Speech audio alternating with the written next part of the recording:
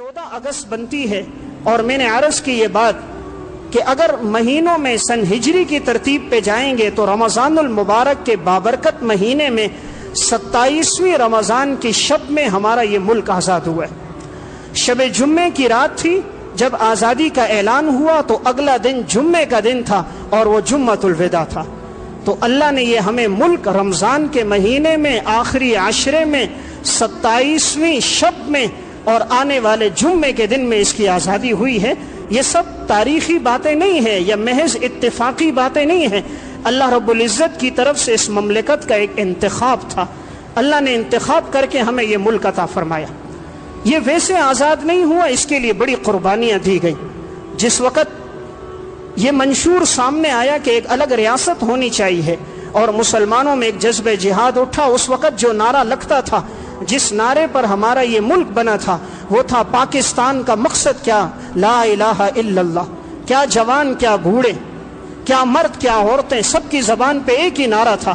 تو یہ ملک نظریے کی بنیاد پر بنا، یہ ملک اسلام کی بنیاد پر بنا، ورنہ رہنے کے لیے تو ہندوستان میں بھی جگہ تھی۔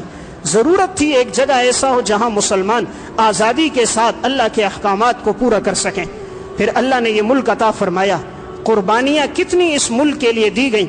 جس وقت ٹرین ہندوستان سے چل کر پاکستان آ رہی تھی، مسلمان یہاں پہنچ رہے تھے، 6 لاکھ مسلمانوں کا قتل عام ہوا تھا۔ ٹرین کے ہر دروازے سے خون بہتا ہوا آ رہا تھا۔ دہلی سے پاکستان تک راستے میں کوئی جگہ ایسی نہیں تھی جہاں خون نہ گرا ہو۔ اس مملکت کی آزادی کے لیے مسلمان عورتوں نے اپنی عفت، عصمت، پاک دامنی بچانے کے لیے دریاؤں میں چھلانگ لگا دی تھی۔ 7,000 مسلمان عورتوں کی شہادت اس طرح ہوئی ہے۔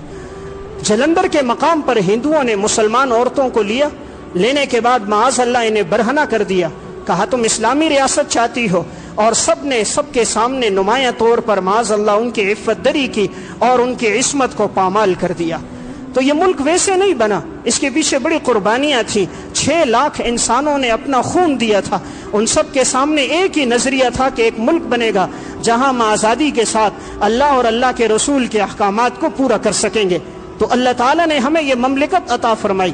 مسلمانوں کی تعداد ہر دور میں کم رہی، لیکن اللہ نے مسلمانوں کو ہر دور میں فتح دی ہے۔